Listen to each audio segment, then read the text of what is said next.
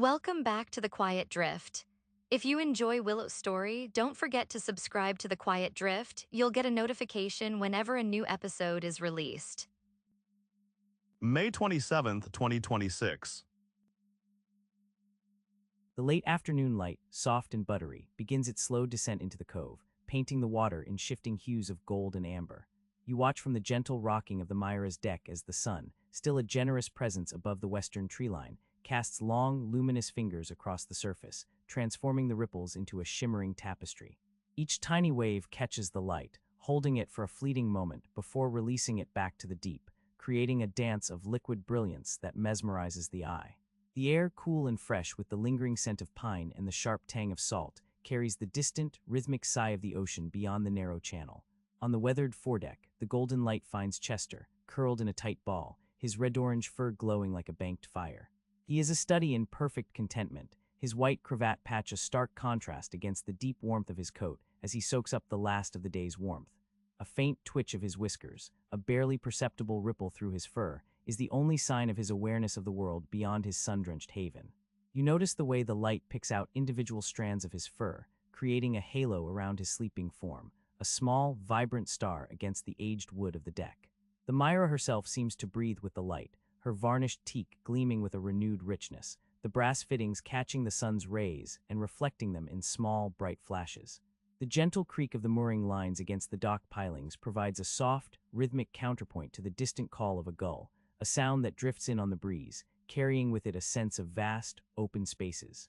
The rigging, a delicate tracery against the sky, hums a low, almost imperceptible tune as a whisper of wind finds its way into the cove, a private melody for the passing day.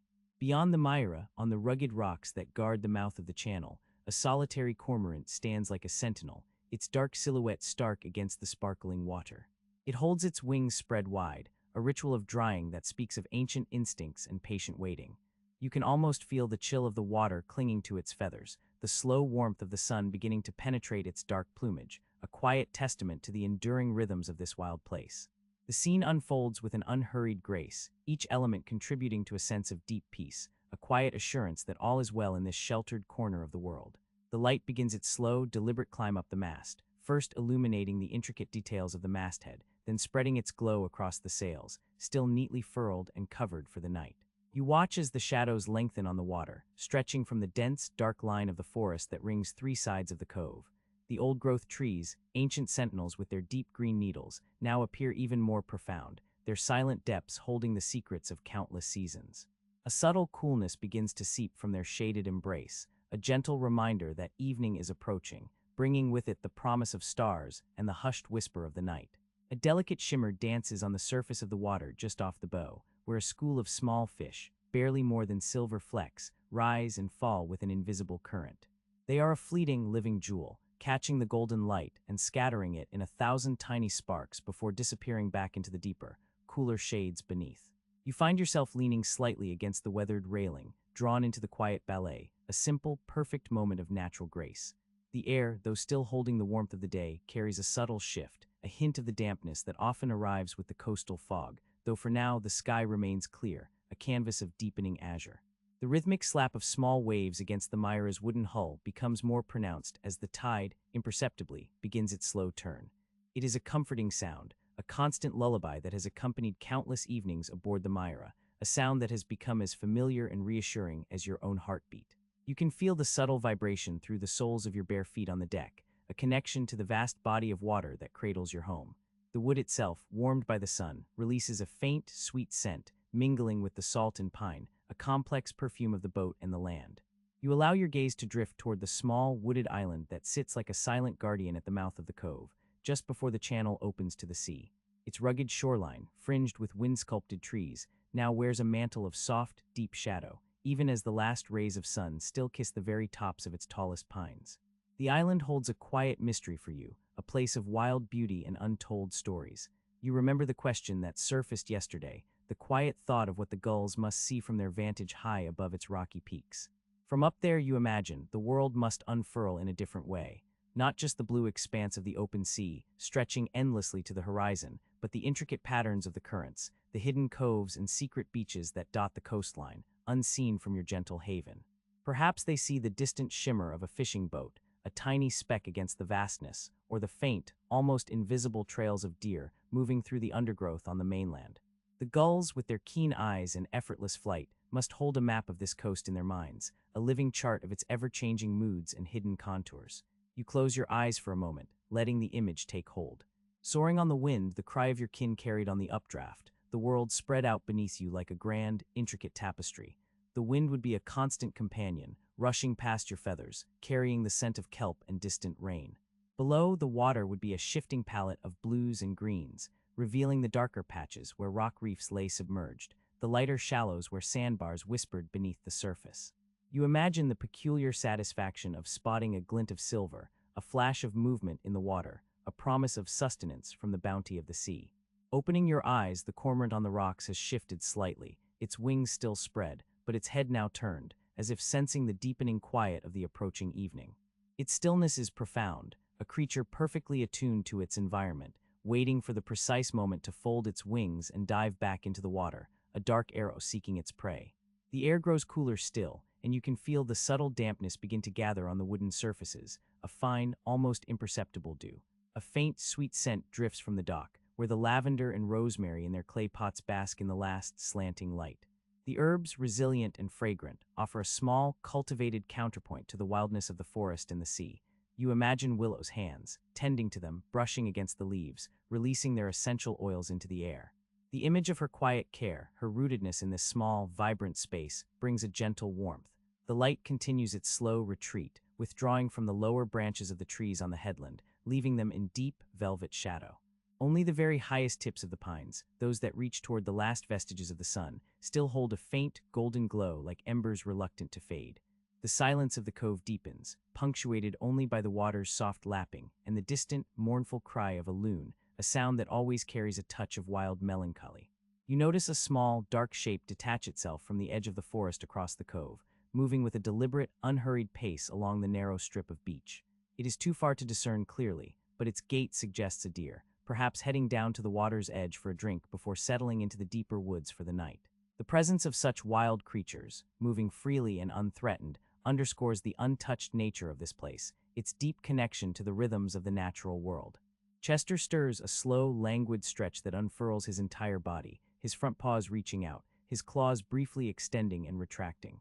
He yawns, a wide, silent opening of his mouth that reveals the pink of his tongue and the tiny sharpness of his teeth. Then with a graceful fluidity, he rises, arching his back, his tail held high, a question mark against the fading light. He glances at you with eyes that are now deep amber, reflecting the last of the sun, before he hops lightly from the foredeck to the main cabin top, then down to the dock. He pauses, a moment of feline contemplation, then with another flick of his tail, he disappears silently into the darkening shadows beneath the trees, a ghost in the twilight. His going is as mysterious and unannounced as his arrival, a small, recurring wonder in the quiet days. The absence of Chester leaves a subtle shift in the air, a momentary emptiness that is quickly filled by the returning sounds of the cove. The gentle splash of water against the hull seems louder now, more present, and the faint rustle of leaves in the forest takes on a new clarity. The light is truly beginning to fade, the golden hues giving way to softer mauves and grays in the sky above the western horizon. A single bright star, the first of the evening, pricks the deepening blue, a distant, unwavering beacon. You turn your attention inward, toward the warmth and comfort of the Myra's cabin. The thought of the small cast iron stove, its potential for warmth and a simple meal, begins to form. The smell of wood smoke, mingling with the salt air, would soon be a welcome addition to the sensory tapestry of the evening. The oil lamps waiting patiently on their brass hooks would cast their soft, flickering glow, pushing back the encroaching darkness with a gentle, inviting light. The silence is profound now, a deep, encompassing quiet that settles over the cove as the sun dips below the treeline. The last whisper of wind dies away, leaving the rigging still, no longer humming its low tune. The water, though still moving with the tide, appears smoother, reflecting the deepening sky with a glassy stillness. The cormorant has finally folded its wings, a dark, compact shape on the rocks, no longer silhouetted but blending into the gathering shadows. You feel a sense of profound stillness within you, mirroring the quiet of the cove. The day's subtle shifts, the dance of light, the comings and goings of small creatures have all woven themselves into the fabric of your experience, leaving behind a feeling of deep contentment. There is a quiet gratitude for this place, for its enduring beauty and its gentle rhythms. The world here feels complete, a self-contained universe where time moves with the tide and the turning of the seasons. The air is cool now, carrying a distinct chill that signals the full arrival of evening. You can almost taste the dampness that rises from the water, a clean, earthy scent that overlays the salt and pine. The distant call of the loon echoes once more, a haunting, beautiful sound that seems to carry all the wildness and solitude of the coast within its notes. It is a sound that touches something deep within, a sense of belonging to this ancient, untamed world. You consider the small, unhurried actions that will fill the remainder of the evening, lighting the oil lamps, laying a fire in the stove, perhaps reading from one of the well-worn books on the shelves built into the hull. Each action will be a deliberate, mindful step, a small ritual in the unfolding of the night. There is no rush, no urgency, only the quiet momentum of daily life in this sheltered haven. The thought of the island, now a dark, featureless mass against the fading sky, returns for a moment. What mysteries does it hold, not just for the gulls, but for the silent trees that stand witness to its shores? Perhaps tomorrow, if the weather holds, a trip in the dinghy to explore its hidden inlets, to see what secrets the tide might have left on its beaches. The thought is a gentle one, a promise of a future quiet adventure, a thread to carry into the unfolding evening. But for now, the quiet beauty of the cove, the soft embrace of the gathering darkness, is enough. You take one last, deep breath of the cool, salt-laced air, letting the peacefulness of the moment settle over you like a soft blanket. The Myra gently rocks beneath your feet, a constant, comforting presence. The sounds of the water, the distant loon, the rustle of the leaves, all blend into a symphony of quietude, inviting you further into the calm of the night. The late afternoon sun, now lower in the sky, sends long, golden fingers across the water, making the gentle ripples shimmer like hammered copper. A soft breeze, carrying the scent of pine and salt, whispers through the rigging of the Myra, a quiet, tuneful hum that becomes part of the stillness. You feel the subtle shift in temperature as the day begins its slow descent, a coolness creeping in from the shadowed parts of the cove. The air itself feels weighted with peace, a profound hush broken only by the distant call of a gull, now a solitary, drifting cry high above the island you looked at earlier. You turn your attention to the small tasks that fill these unhurried hours, the kind of work that involves your hands and allows your mind to drift. From a canvas bag tucked beneath the galley counter, you retrieve a small, well-worn sail repair kit. The canvas of the dinghy's sail, though sturdy, has developed a tiny tear near one of the grommets, a tear barely larger than your thumbnail, but one that, if left unattended, could grow into a larger problem. You settle onto the narrow settee, the smooth, varnished teak cool beneath your palm. Unfurling the canvas, you smooth it across your lap, the heavy fabric rustling softly. The needle, thick and blunt-ended, gleams in the sunlight as you thread it with waxed twine. You work slowly, deliberately, each stitch a small, precise act of care. Your fingers, accustomed to the feel of rope and wood, move with an easy grace. You push the needle through the tough canvas, pulling the twine taut, feeling the slight resistance before it gives way. The rhythm is calming. Push, pull, tighten. Push, pull, tighten. As you work, Chester, who had been dozing in a patch of sun on the foredeck, stirs. He stretches luxuriously, a long, languid arch of his back, before hopping down with a soft thud. He pads silently into the cabin, his orange fur catching the warm glow of the setting sun. He jumps onto the settee beside you, curling into a tight ball, his eyes half closed but still watchful. You feel the warmth of his small body against your leg, a comforting, familiar weight. His low rumble of a purr, a soft, vibrating engine of contentment, fills the quiet space between you. The scent of the waxed twine, mingled with the faint, briny smell of the canvas, is a familiar comfort. You mend not just the tear in the sail, but also a tiny fray in one of the mooring lines, a mere whisper of wear, but enough to warrant attention. You uncoil the line carefully, feeling the smooth, braided fibers beneath your fingers. The rope is old, weathered by sun and sea, but still strong. You take a thinner length of twine, carefully whipping the end of the line, binding the fibers together to prevent further fraying. Each turn of the twine is neat, even, a testament to patience and a quiet respect for the tools of your life here. Outside the small porthole, the light continues to soften, painting the water in hues of rose and lavender. The distant call of the gulls has faded, replaced by the gentle lapping of water against the hull of the Myra, a rhythmic, soporific sound that lulls the senses. You finish with the line, coiling it neatly into a tight circle, the practiced movement of your hands almost unconscious. Next, you turn your attention to preparing the evening meal. From a small larder beneath the galley floorboards, you retrieve a few potatoes, their earthy scent rising as you wash them in the small ceramic sink. You peel them with a small, sharp knife, the thin skins curling away in long, continuous strips. The methodical movement is soothing, a quiet ritual. You slice them into even pieces, ready for the cast iron pan that rests on the small wood-burning stove. The stove, cold now, waits for the evening fire. You open its small, hinged door, noting the faint scent of ash and burnt wood that always lingers within. You decide to tend to it now, before the chill of evening truly settles in. From a small basket beside the stove, you select a few pieces of kindling dry, slender twigs that crackle promisingly when you snap them. You arrange them carefully inside the firebox, then add 2 small, split logs, their surfaces smooth and dry. The wood smells of the forest, a deep, resinous perfume that speaks of damp earth and slow growth. You strike a match, its sulfurous scent a brief, sharp punctuation in the air before the small flame catches the kindling. A tiny wisp of smoke curls upward, then a fragile dance of orange and yellow fire begins to grow. You watch, mesmerized for a moment, as the flames lick at the dry wood, a primal magic unfolding before your eyes. The warmth begins to radiate almost immediately, a welcome heat in the cooling cabin. While the fire establishes itself, you step out onto the small deck, carrying a tarnished copper watering can. The 2 clay pots on the dock hold a thriving lavender bush and a bushy rosemary plant. Their fragrances mingle in the evening air, a fragrant counterpoint to the salt and pine. You pour a gentle stream of water into each pot, watching as the dry earth eagerly drinks it in.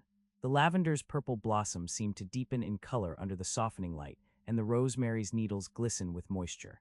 As you water the plants, you notice something you've seen countless times, yet today it catches your eye differently. It's a small detail on the wooden dock itself, just beside the larger cleat where the Myra's bowline is secured. Embedded in the weathered wood, almost flush with the surface, is a single, perfectly smooth, gray pebble. It's no larger than your thumbnail, perfectly oval, and utterly out of place among the rough grain of the old planks. You've always assumed it was just a random stone that had found its way there, perhaps kicked up by a passing boot or washed ashore and snagged in a crevice. But today you look at it and wonder. It's so perfectly smooth, so unlike the sharp, angular gravel of the shore. It almost looks placed, as if someone carefully set it there, a tiny, quiet marker. You reach down, your fingers brushing the cool, smooth surface of the stone. It's utterly fixed, embedded deep within the wood, as if it had grown there. A curious, fleeting thought crosses your mind. Who would have placed such a small, unassuming thing in such a precise spot? And why? The thought drifts as quickly as it arrived, a tiny ripple in the quiet pond of your mind. You finish watering the pots, the scent of lavender and rosemary clinging to your hands. You step back aboard the Myra, the faint rocking of the boat a familiar reassurance. Inside, the stove is now radiating a steady, comforting heat. The fire crackles gently, a soft counterpoint to Chester's purr. You place the cast iron pan on the stove, adding a small knob of butter that sizzles invitingly as it melts. The potatoes, sliced earlier, go into the pan with a soft hiss. The aroma of cooking potatoes, warm and earthy, begins to fill the cabin, mixing with the scent of wood smoke. You stand by the stove, stirring the potatoes with a wooden spoon, watching them soften and turn golden brown. The simple act is grounding, connecting you to the rhythm of this quiet life. The world outside the portholes is slowly deepening into twilight, the last slivers of orange and pink fading from the sky. The water in the cove is turning a deep, reflective blue, mirroring the darkening heavens. Chester, roused by the cooking smells, stretches again and then jumps onto the small folding table beside the settee, observing your actions with keen, intelligent eyes. He makes a soft, questioning meow, and you reach down to stroke his soft head. He leans into your touch, his purr intensifying. The shadows lengthen within the cabin, pushing into corners, softening the edges of familiar objects. You light one of the oil lamps hanging on its brass hook near the galley, the soft, golden glow pushing back the encroaching darkness. The lamp casts dancing shadows on the varnished teak, making the wood grains seem alive. The faint smell of lamp oil joins the other comforting aromas in the cabin. You take a ceramic plate from the small rack above the galley. Its delicate blue flowers a familiar sight. The plate feels cool and smooth beneath your fingers. The potatoes are ready, a perfect golden brown, slightly crispy on the outside, soft within. You scoop a generous portion onto the plate. As you eat slowly, savoring each warm bite, you watch the fire dance within the stove, its light flickering through the small glass window. The silence of the cove has deepened, punctuated only by the occasional soft hoot of an owl from the surrounding forest, and the constant, gentle whisper of water against the hull. The day's small mysteries, the gull's high view, the embedded pebble remain, not demanding answers, but simply existing, quiet threads in the fabric of your thoughts. You finish your meal, feeling a deep, abiding sense of peace. The cabin is warm, filled with the scent of food and wood smoke. Chester has settled onto your lap, a warm, purring weight. You lean back against the cushions of the settee, the slight rocking of the Myra a gentle cradle. The oil lamp casts its steady glow, and the fire in the stove hums contentedly. Outside, the last vestiges of twilight fade completely, giving way to the velvet blackness of a moonless night. The stars, are beginning to prick through the darkness, countless and indifferent, yet somehow comforting in their distant, silent presence. You think of the vastness above and the small, sheltered world of the cove, feeling held between them. The gentle rocking of the boat continues, a soft, hypnotic rhythm, preparing you for the quiet drift into sleep. The sun begins its slow descent, a vast, luminous orb poised at the edge of the world, just beyond the narrow opening of the cove. You watch from the weathered planks of the dock, where the air still holds the warmth of the day, but a subtle shift has begun. The golden light that has bathed the cove for hours now deepens, growing richer, more saturated, as if the very air is being infused with liquid gold. It pours through the channel, painting the surface of the water in broad, shimmering strokes, each ripple catching a glint before releasing it to the next. The Myra, moored quietly beside you, glows with an inner warmth. The varnished teak of her hull seems to absorb the light, reflecting it back in a deeper, burnished hue. Her mast, a slender line against the sky, catches the sun's last direct rays, transforming into a needle of pure fire. You can see the individual fibers of the rope in her rigging, suddenly distinct, as if etched in light. The air, though still, seems to hum with this transition, a silent symphony of color unfolding before your eyes. Slowly, almost imperceptibly, the gold begins to give way to a soft, radiant orange. It spreads across the sky like spilled paint, blending with the lingering gold at the horizon, then stretching upwards, touching the undersides of the few wisps of cloud that drift lazily overhead. These clouds, which were merely white smudges moments ago, now blush with a delicate apricot, their edges softened and diffused by the fading light. The surface of the cove mirrors this transformation, not with the sharp, dancing glints of earlier, but with a broader, more even wash of color. The water takes on a silken quality, a vast sheet of rippling orange that seems to flow directly from the sky. A gentle breeze, almost imperceptible, stirs the needles in the firs on the headland, releasing a faint, resinous scent that mingles with the ever-present salt tang of the sea. You breathe it in, a deep, cleansing breath, feeling the air cool slightly on your skin. The warmth of the day is not gone, but it is receding, leaving a refreshing crispness in its wake. The sounds of the day, too, begin to soften. The distant cry of a gull, which moments ago seemed sharp and clear, now carries a mellow echo, as if passing through a veil. The rhythmic lapping of water against the Myra's hull becomes more pronounced, a gentle lullaby accompanying the visual spectacle. The orange deepens, gaining a vibrant, almost fiery intensity at the horizon, while higher in the sky, it begins its slow transition to pink. This isn't a harsh, artificial pink, but a tender, ethereal blush like the inside of a seashell. It diffuses through the upper reaches of the sky, painting the furthest clouds in strokes of rose and lavender. The trees on the surrounding headland, which were a verdant green under the direct sun, now take on a muted, almost shadowed quality, their dark forms providing a rich contrast to the flamboyant sky. They seem to hold their breath, silent sentinels witnessing the close of another day. You find yourself sitting on the edge of the dock, your legs dangling just above the water, feeling the cool air against your bare ankles. The Myra gently nudges the fender against the dock, a soft, rhythmic thud that is both grounding and hypnotic. Chester, who had been curled in a patch of fading sunlight on the foredeck, stretches languidly, a ripple of orange fur, before padding silently to the stern. He settles there, a small, still silhouette against the backdrop of the deepening sky, his gaze fixed on the horizon as if he, too, is captivated by the changing light. His presence is a quiet comfort, a shared moment of stillness. The pink expands, claiming more and more of the sky, mingling with lingering streaks of orange at the horizon, creating a tapestry of warm, shifting hues.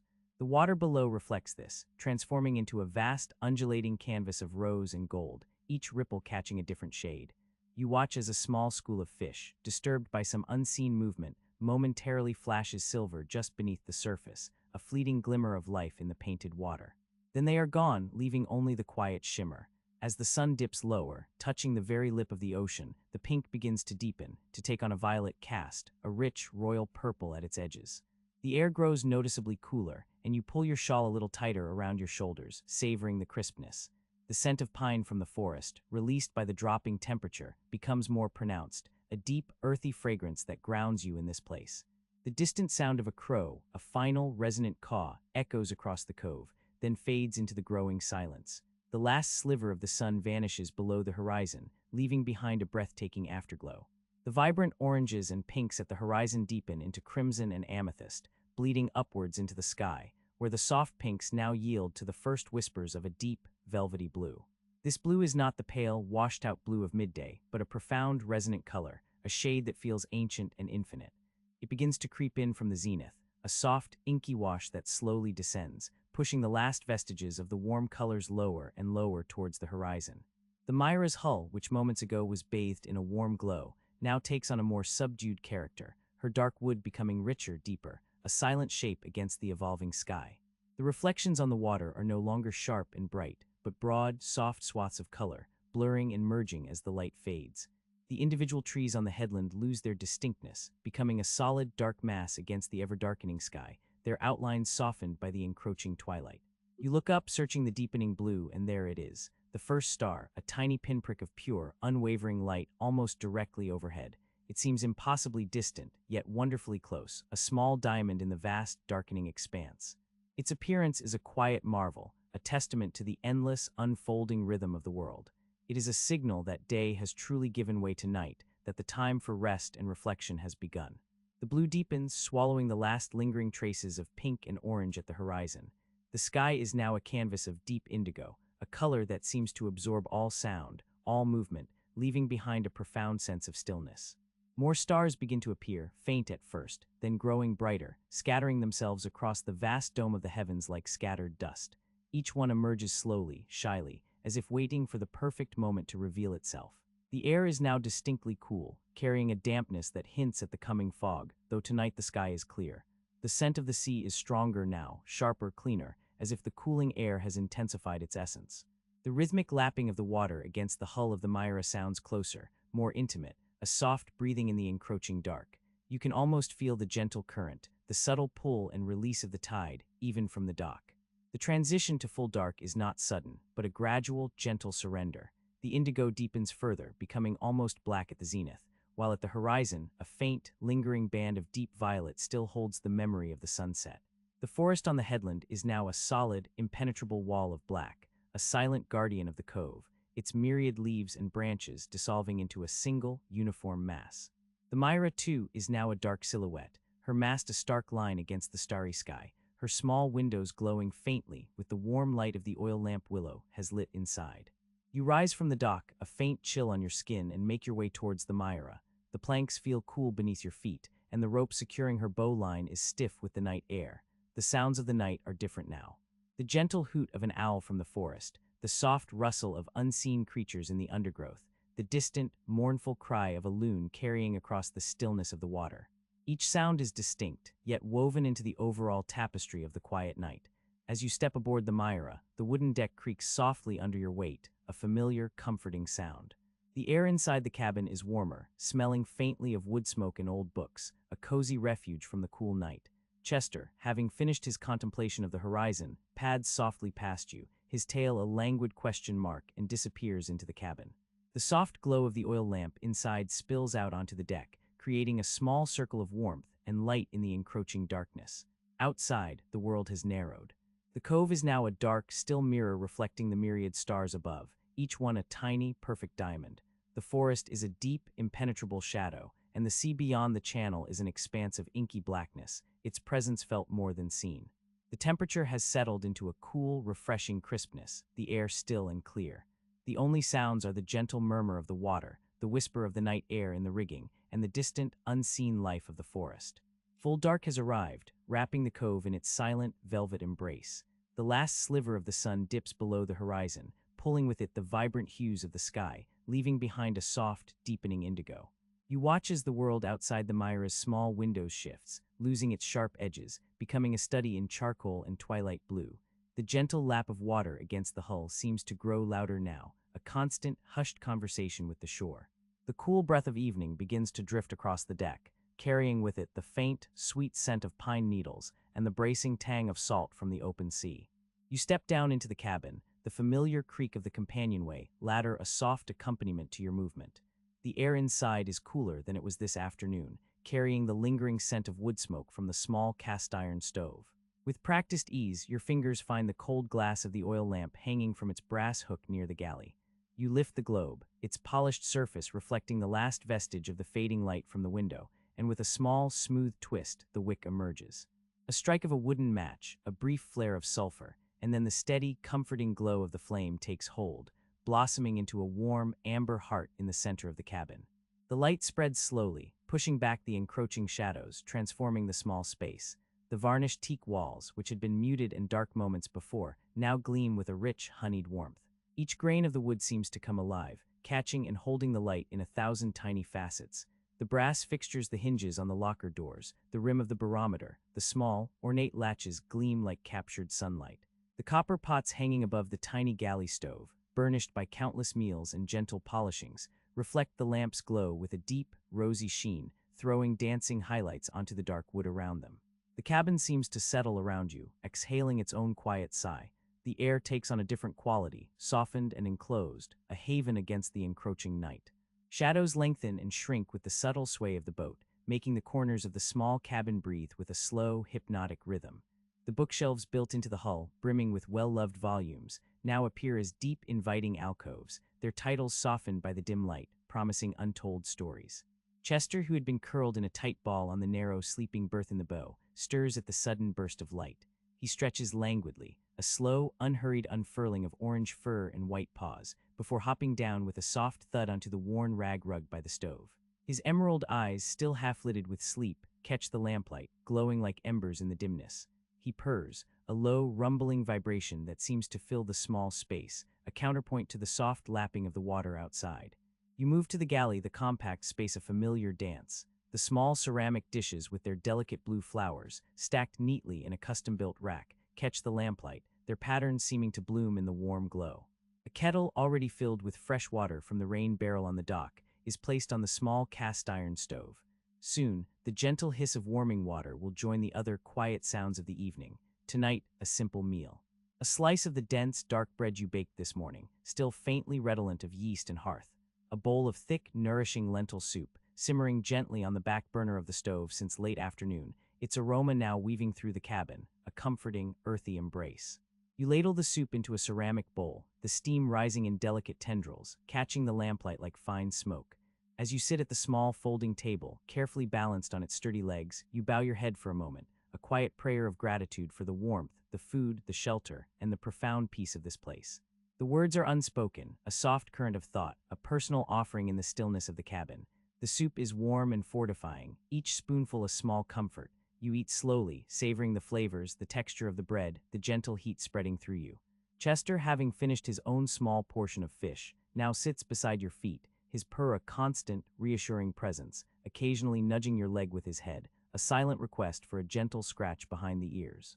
Later, a cup of strong black tea, fragrant with bergamot, warms your hands. The world outside has become truly dark now, the stars beginning to prick through the velvet canopy of the sky, visible through the small portholes. The wind, which had been a playful whisper earlier, has settled into a soft, steady sigh through the rigging, a lullaby of unseen forces. Your gaze drifts around the familiar contours of the cabin, resting on the small details that make this space so uniquely yours. The smooth, worn surface of the wooden table, etched with the faint rings of countless cups of tea. The small, carefully arranged collection of smooth, gray stones you found on the beach, nestled on a shelf near the forward bulkhead. The small, folded blanket that Chester sometimes curls up on, worn soft with age and affection. And then your eyes fall upon the narrow gap beneath the sleeping berth in the bow, where you know, though you rarely disturb it, a rolled chart lies hidden.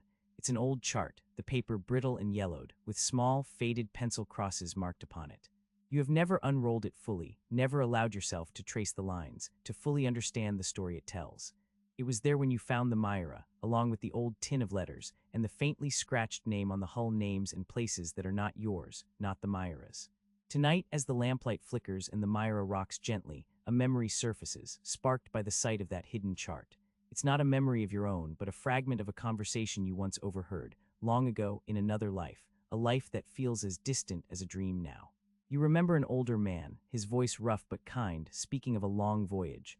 He spoke of charts, of plotting courses by starlight, of the vast, empty expanse of the ocean. He spoke of marking discoveries, of hidden coves and uncharted islands, of leaving behind a trail of small, penciled crosses, each one a testament to a moment, a place, a quiet triumph. He had spoken of the comfort in knowing that even if you never returned, someone else might find your marks, might follow your quiet path. The memory washes over you, not with sadness or longing, but with a quiet sense of resonance. It feels akin to the faint, unidentifiable name scratched into the hull of the Myra, or the unopened letters in the tin, a whisper from a past that is not your own, yet somehow connected to this boat, to this quiet haven.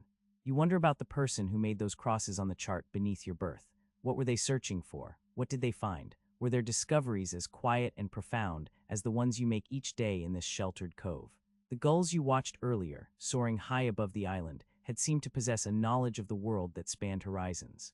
Perhaps the person who marked this chart had that same expansive view, charting not just geography, but a life lived on the edge of the known world. There's a strange comfort in this quiet contemplation, a sense of being part of a larger unseen continuum. The Myra, with its hidden secrets, feels less like a temporary dwelling and more like a vessel carrying echoes of lives past, gently rocking you in their wake.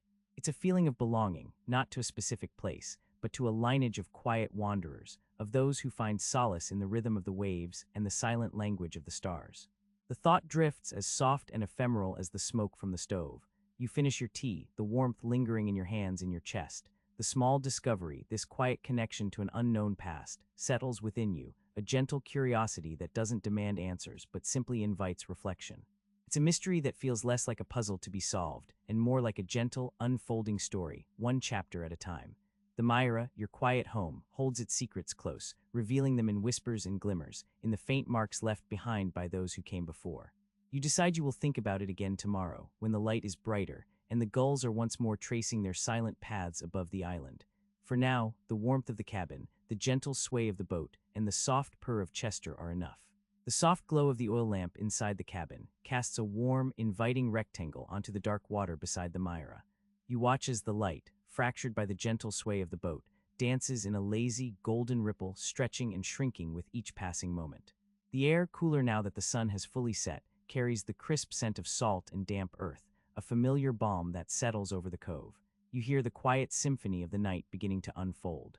The rhythmic creak of the Myra's wooden hull against the dock pilings, a gentle sighing sound that has become as much a part of your nights as your own breath.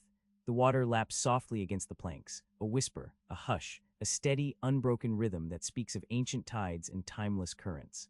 It is a sound that holds the world in a quiet embrace, a lullaby woven from the sea itself. Beyond the immediate comfort of the Myra, the cove has transformed. The headland, once a vibrant tapestry of green and shadow, is now a towering, inky silhouette against the faintly luminous sky. The trees that crown its peak seem to merge with the darkness, their branches a fine, intricate lace against the deepening blue. You can almost feel the presence of the forest, a vast, breathing entity, just beyond the thin barrier of the cabin walls. Across the water, some 400 meters away, the island is a dark, indistinct mass. Its familiar shape, so clear in the daylight, has softened at its edges, dissolving into the night. It is a mystery now, a silent sentinel wrapped in shadow, its secrets held close. You remember the gulls circling high above it earlier, their cries echoing across the water, and you wonder again what unseen things they might have witnessed from their lofty perch. What ancient stories are etched into the island's weathered stones, stories whispered only to the wind and the watchful sea. A distant hoot breaks the silence, the melancholic call of an owl from deep within the woods. It is a sound both wild and comforting, a reminder of the life that thrives unseen in the surrounding wilderness. The sound hangs in the air for a moment, then fades, leaving the quiet hum of the night to resume its gentle sway. You notice a delicate sheen beginning to form on the surface of the water, a subtle blurring of the reflections.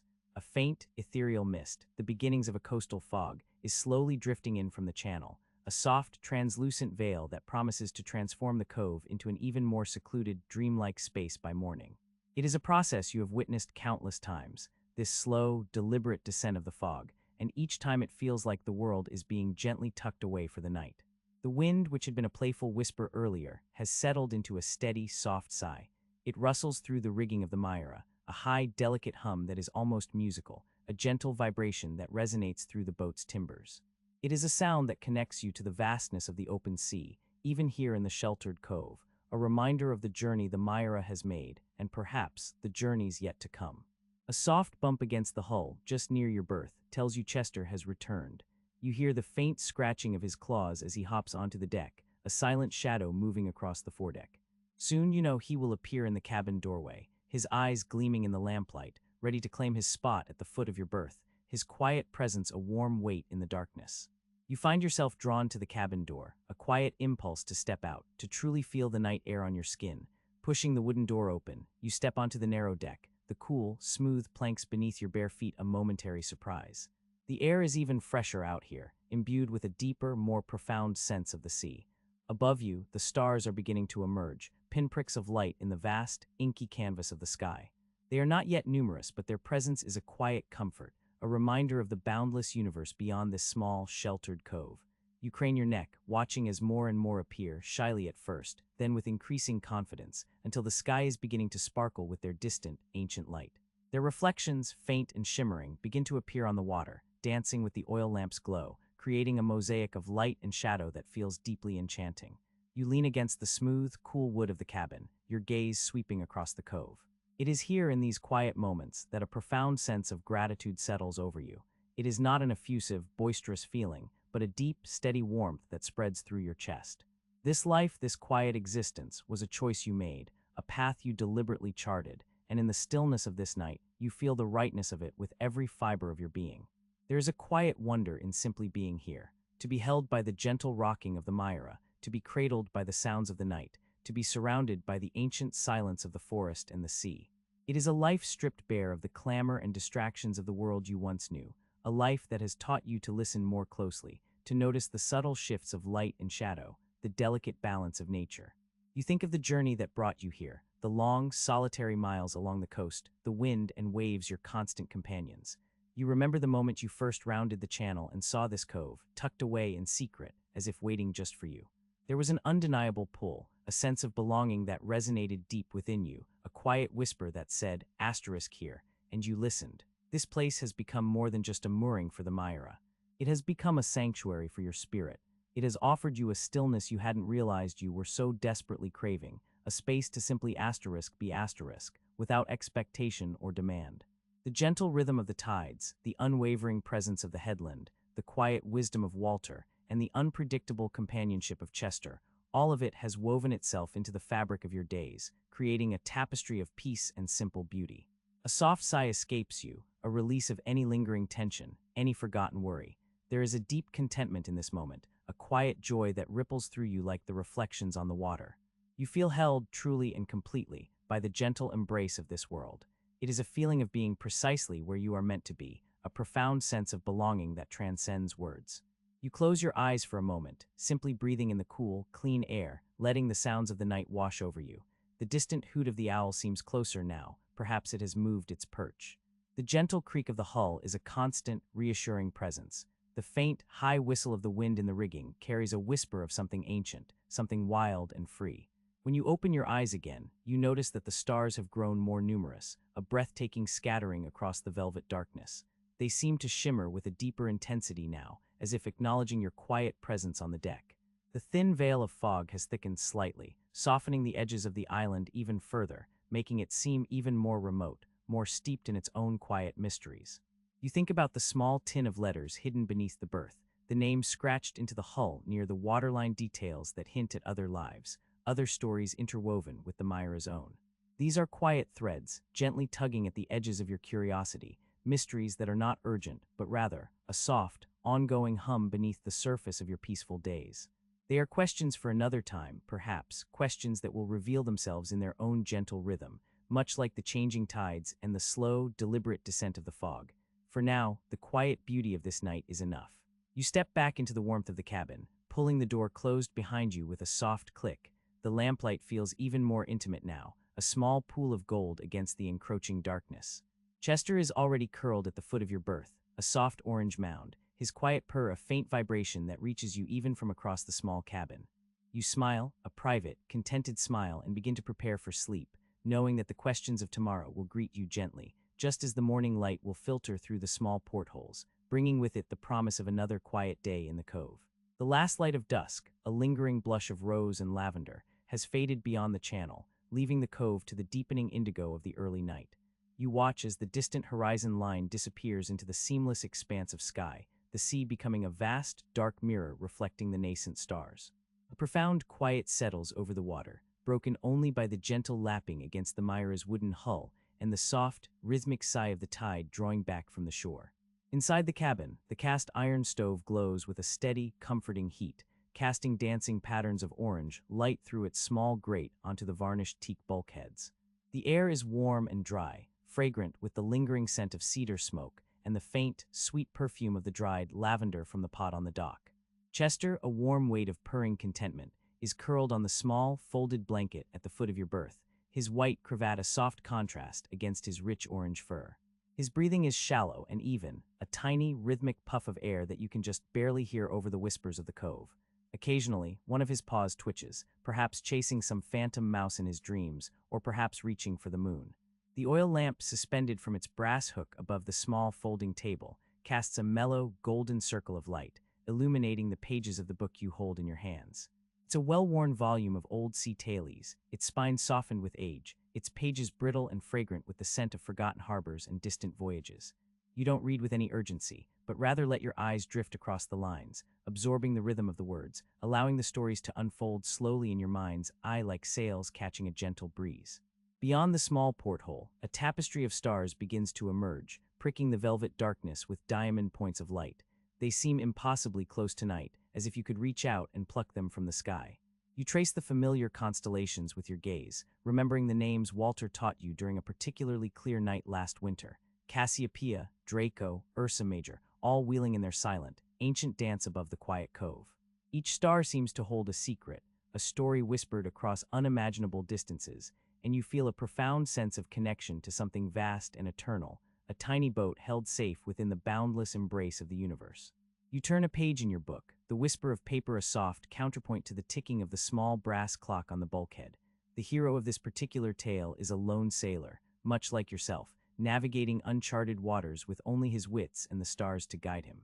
His journey is one of quiet perseverance, of weathering storms and finding solace in the vast emptiness of the ocean. You imagine the salty spray on his face, the creak of his rigging, the solitary comfort of his small cabin, and you feel a kinship with his spirit. There's a quiet strength in solitude, a deepening of the inner landscape that only comes when the world around you falls silent. A faint click from the stove reminds you to add another piece of wood. You rise from your seat, the floorboards creaking softly under your bare feet, and cross to the small wood box beside the hearth. The oak feels smooth and cool in your hands as you select a small, seasoned piece. The aroma of dry wood fills the air for a moment as you lift the lid of the stove, the sudden rush of warmth a welcome sensation. You lay the wood carefully on the glowing embers, watching as tiny sparks leap and dance, briefly illuminating the dark interior of the stove. The flames quickly catch, licking at the new fuel with hungry orange tongues, and the familiar crackle and hiss begins again, a soothing song in the quiet night. Returning to your seat, you notice Chester stir, his head lifting slightly, his eyes half closed. He blinks slowly, a silent acknowledgement of your movement, then settles back down with a soft sigh, his purr resuming its steady thrum. His presence is a constant comfort, a small, warm anchor in the quiet solitude of the Myra. You reach down and gently stroke his soft fur, feeling the warmth of his body through the blanket. He leans into your touch, his purr deepening, a small engine of contentment. Earlier today, while you were painting by the water's edge, Willow had shared a memory. Walter had been talking about the old lighthouse keeper who used to live on the small island just beyond the channel, a man known for his eccentric habits and his deep love for the sea. He swore he could hear the ocean breathing, Walter had said, his eyes distant, as if gazing back through the years, said it had a rhythm, a pulse like a giant heart. And he said if you listened closely enough, you could hear the stories it carried, all the way from the beginning of time. The phrase had stayed with you all day, a quiet refrain in your thoughts, the ocean breathing. You listen now, truly listen to the sounds beyond the hull, the ebb and flow of the tide against the shore, the distant murmur of the waves breaking on the outer reefs, the subtle shift of the boat as the water lifts and lowers her. Is it truly a breath you hear, a vast, ancient inhalation and exhalation? You close your eyes for a moment, letting the sounds wash over you, trying to discern that deeper rhythm, that fundamental pulse Walter had spoken of. It's elusive just beyond the grasp of conscious hearing, yet you feel its presence, a deep, resonant hum that seems to permeate the very air of the cove.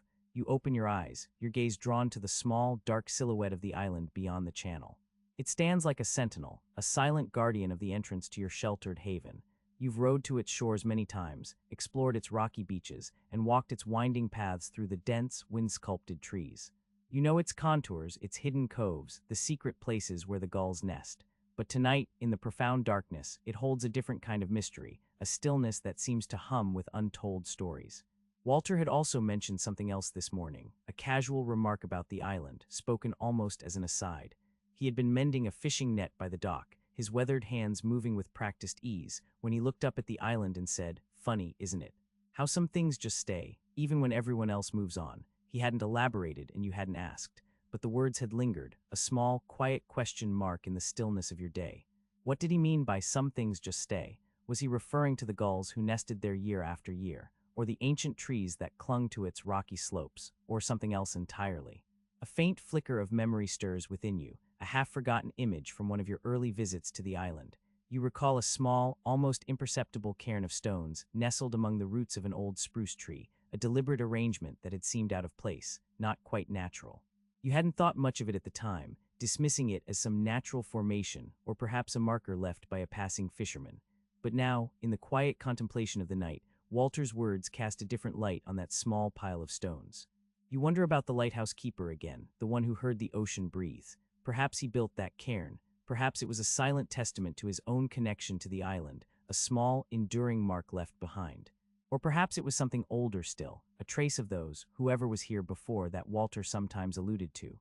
The thought brings a gentle ripple of curiosity, not a need for answers, but a quiet appreciation for the layers of history, seen and unseen, that weave themselves into the fabric of this place. The fire in the stove settles into a steady, soft crackle, a lullaby of warmth and comfort. Chester's purr remains a constant, reassuring presence. You close your book, placing it carefully on the small table beside you, feeling no urgency to finish the story tonight. The quiet story of the Myra, of this cove, of the ocean breathing, is unfolding around you, and that is story enough. You lean back against the soft cushion of your berth, feeling the gentle sway of the boat beneath you.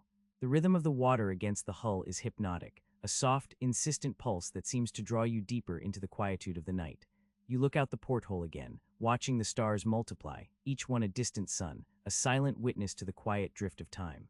The air is cool on your face, a subtle contrast to the warmth of the cabin, carrying the faint, clean scent of salt and damp earth. The thought of the cairn on the island, and Walter's quiet remark about things that stay, settles gently in your mind. It's not a question that demands an immediate answer, but rather a small, intriguing thread, a whisper of something left behind, something that endures. You imagine the island, dark and silent, holding its secrets close, waiting for the light of morning to reveal its familiar contours once more. You decide that perhaps tomorrow, if the tide is right and the sun is warm, you will take the dinghy out to the island again, not with any particular purpose, but simply to walk its paths, to feel the earth beneath your feet, and perhaps to notice something new, something that might have been waiting there all along. The oil lamp flickers slightly, its flame dancing for a moment before settling back into a steady glow. Chester stirs again, stretching his front paws out, his claws retracting and extending in a silent kneading motion. He yawns widely, a flash of pink tongue, then curls himself into a tighter ball, his head resting on his paws, his purr a soft, steady hum. The world outside the Myra has receded, leaving only the gentle sounds of the boat, the warmth of the stove, and the quiet presence of your sleeping companion. The stars continue their silent journey across the sky, and the ocean breathes its deep, ancient breath, carrying its stories on the quiet currents of the night. The night deepens around the Myra, drawing the cove into a profound, almost liquid stillness. It is a quiet that is not an absence of sound, but rather a deepening, a settling of the world into itself. The air, cool and carrying the faint, sweet scent of damp earth and pine, seems to absorb every distant murmur, softening it, making it part of the pervasive calm. You notice how the gentle lapping of water against the hull of the Myra, usually a constant, almost unnoticed companion, now feels more pronounced, a rhythmic whisper that echoes the slow beat of your own heart. A thin, pearlescent fog has begun to drift in from the open channel, a soft, ethereal blanket that hovers just above the surface of the water. It blurs the sharp edges of the forest, turning the dark line of trees into a suggestion, a deeper shadow against the already dim sky. The fog carries with it a cool, briny breath from the sea, a subtle tang that mingles with the earthier sense of the cove. Looking out from the small porthole, the world feels less defined, more dreamlike, as if the veil between waking and sleeping has thinned to translucence. Inside the Myra, the soft glow of the oil lamp casts long, dancing shadows across the varnished teak, painting the cabin in shades of warm amber. The flame, now turned low, flickers with a gentle, drowsy rhythm, a small star in the quiet darkness. The heat from the cast iron stove, though the fire is now banked, still radiates a comforting warmth, a lingering ember of the day's activity. You can feel the boat subtly settling, a quiet creak of wood against wood, a sighing of ropes, a gentle shift in the rhythm of the water against the hull. Each sound is a part of the Myra's lullaby, an old, familiar song that speaks of safety and shelter. You rise slowly, stretching the small stiffness from your shoulders. The ceramic mug, now empty of its chamomile tea, feels cool against your fingertips. You carry it to the small galley, rinsing it under the hand pump, the brief splash of water a surprisingly sharp sound in the profound quiet. Placing the mug back on the shelf with the other ceramic dishes, each adorned with its delicate blue flowers, you feel a quiet satisfaction in the small orderliness of the task. The fire in the stove needs attending to before sleep. You open the small, heavy iron door, a faint metallic squeak breaking the silence. Inside, the embers glow a deep, rich orange, pulsing with a hidden warmth. With the small poker, you gently stir them, arranging the last pieces of wood to burn slowly through the night, a long, steady warmth that will chase the chill from the cabin until morning. The smell of wood smoke, faint and resinous, drifts into the air, a scent that always speaks of home and comfort. As you close the iron door, the click feels substantial, a punctuation mark in the quiet narrative of the night. Chester, who had been curled in a tight ball on the small folding table, now uncurls himself with a languid stretch, his orange fur a warm, soft blur in the lamplight. He jumps down with a soft thud, his movements graceful and silent. He pads over to you, rubbing against your legs with a low, rumbling purr, his tail a soft question mark. You reach down, stroking his warm, soft fur, feeling the vibration of his contentment resonate through your fingertips. He leans into your touch for a moment, then, with a satisfied sigh, he turns and pads towards the bow, a small, furry shadow disappearing into the deeper darkness of the sleeping berth. You begin the small, familiar rituals of preparing for sleep. The book you were reading, a collection of old sea stories, is carefully placed back on the built-in bookshelf, its spine fitting neatly between its companions. The small watercolor painting you had been working on earlier, a study of the gulls wheeling above the island, is laid carefully aside, the colors muted and soft in the dim light. You fold the thick wool blanket that often rests at the foot of your berth, smoothing out the creases with slow, deliberate movements. The texture of the wool is familiar and comforting beneath your hands, a promise of warmth to come. The small lantern on the table, its wick now turned very low, casts a faint, shimmering halo. You reach for the larger oil lamp, the one hanging from a brass hook near the berth. Its light, too, is gradually reduced, the flame shrinking to a tiny point, a last ember of illumination. The cabin settles into a deeper twilight, shadows lengthening and softening until they merge into a single, enveloping darkness. You slip into the narrow sleeping berth, the mattress yielding softly beneath your weight. The sheets, cool and crisp, welcome you. Chester is already there, a warm, heavy presence curled at the foot of the berth, his low purr a soft, steady thrum against the wood. You pull the thick quilt up to your chin, feeling its weight settle over you, a gentle embrace. The scent of salt and old wood, of warm wool and Chester's fur, surrounds you, a familiar and cherished perfume. Lying there in the quiet darkness, you listen. The rhythmic creak of the Myra, a soft, almost imperceptible swaying, is the sound of the boat breathing with the tide. The water, now almost completely still beneath the fog, whispers against the hull, a hushed lullaby. You can almost feel the presence of the vast, unseen forest beyond the cove, the ancient trees standing guard, their silence a profound protective blanket. Your thoughts, too, begin to slow, drifting like the fog on the water. You remember the gulls, their effortless circles high above the island, and wonder again at the breadth of their view, the sweep of the world they see from such a height. Do they notice the subtle shifts in the fog? The faint light from Walter's cottage high on the headland? Or do they simply ride the currents, their cries a celebration of freedom? A small, quiet warmth spreads through your chest, a feeling of deep contentment. This cove, this boat, this life, it is a refuge, a harbor in more ways than one. The quiet rhythms of each day, the small, deliberate actions, the simple beauty of the natural world, all conspire to create a sense of profound peace. There is a deep gratitude that settles over you, quiet and true, for this sheltering corner of the world, for the steadfast presence of the Myra, for the gentle companionship of Chester. As your eyes grow heavy and the world outside the berth begins to recede, you find yourself wondering about Walter. He had mentioned, in passing, how the seasons here always felt particularly vivid, how the air seemed to hum with a certain expectation as summer approached. You imagine him in his stone cottage, perhaps looking out at this very fog, his thoughts as deep and quiet as the cove itself. You wonder if he ever looks down and sees the single, low light of the Myra, a small star in the vast darkness. Tomorrow, perhaps you will ask him about the gulls, what he thinks they see. The question floats gently in your mind, a soft, unanswered thread. The warmth of Chester at your feet is a steady anchor in the deepening quiet. His purr, a low rumble, is the last sound you truly notice. The soft press of the quilt, the gentle sway of the boat, the whisper of water against wood, these become the fabric of your fading awareness. The world outside the berth narrows, shrinking to the comforting space beneath the blankets, the soft weight of Chester, the slow, steady rhythm of your own breath. Everything else becomes a dream, a gentle drift into the profound stillness of the night. The heavy wool blanket settles around you, a familiar weight that seems to press out the last lingering thoughts of the day. The air in the berth is warm, a gentle pocket cradled by the varnished wood. A faint, sweet scent of wood smoke still hangs in the air, a memory of the fire now reduced to soft, glowing embers in the cast iron stove. It's a comforting smell, one that speaks of hearth and home, of the quiet evening unfolding within these small walls. You shift slightly, feeling the curve of the hull against your shoulder, the solid, ancient strength of the Myra holding you. Chester, a warm, soft weight, shifts too, settling more deeply at the foot of your berth.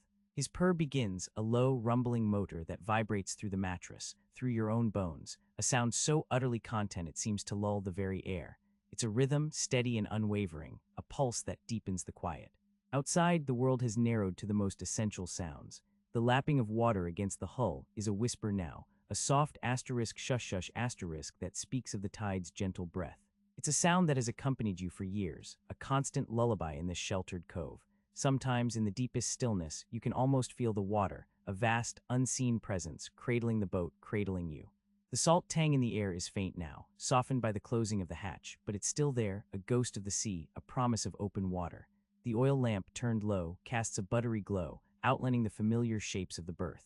The small shelf with your book, the curve of the hull planks, the worn brass hooks. Shadows dance softly as the flame flickers, making the space feel even cozier, more intimate. It's a world pared down to warmth, to sound, to the quiet presence of Chester, a simple perfection. The sounds of the day have faded. No distant gulls cry now, no wind sighs through the rigging. Only the water, only Chester's purr, only the slow, steady rhythm of your own breath. You feel the gentle, almost imperceptible rock of the boat, a soft sway that cradles you like a hammock. It's a natural rhythm, one that echoes the pulse of the earth, the turning of the tides. The darkness beyond the porthole is complete, a velvety curtain drawn across the world, holding the cove in its silent embrace. You close your eyes and the golden glow of the lamp still patterns the inside of your eyelids, a residual warmth. The scent of salt and wood smoke, the warmth of the blanket, the weight of Chester, the low thrum of his purr, these sensations become the world.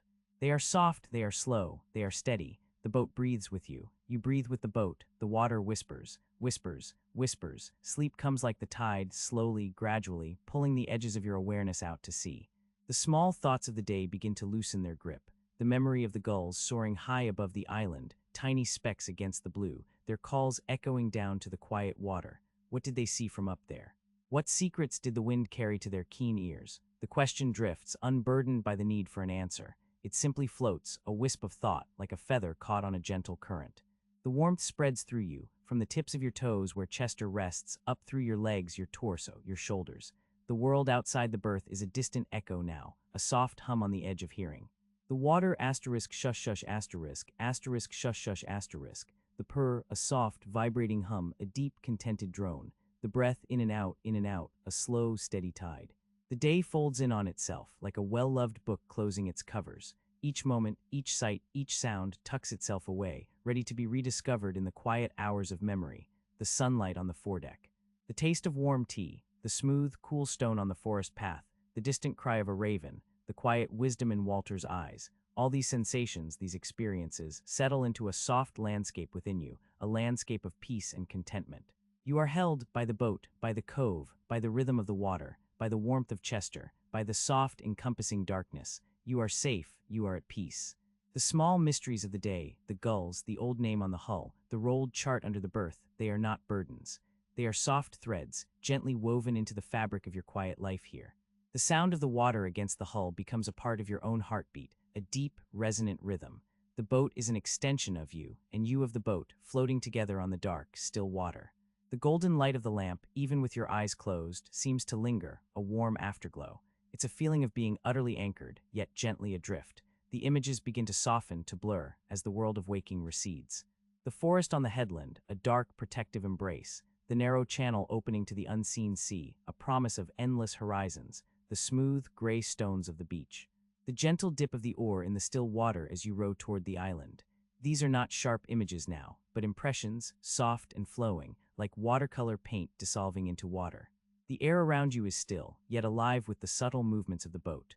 A slight creak of wood, a gentle sigh as the hull settles deeper into the water. These are the sounds of a living thing, a wooden companion sharing the quiet night. Chester's purr grows fainter, becoming a part of the stillness, a hum at the very edge of hearing, almost a dream itself. Tomorrow the sun will rise, tomorrow the gulls will cry, tomorrow the tide will turn, but for now there is only this profound stillness, this soft sinking into sleep. The questions of the day, the small curiosities, they are not forgotten, but gently put aside, like treasures placed carefully on a shelf. As your mind drifts to the very edge of consciousness, a thought surfaces, soft and clear, almost like a whisper from the depths of the quiet. You remember the way the light had caught the ancient moss on the stones of the island today, a deep, vibrant green that seemed to glow from within. Tomorrow, you think, you will take your paints and try to capture that particular shade, that deep, luminous green, before it fades with the changing light. And with that gentle intention, you drift completely into the quiet, dark embrace of sleep. This is the end of today's episode. Did you listen to the whole story? Share your experience in the comments. Don't forget to subscribe to The Quiet Drift. We'll be back tomorrow. Until then.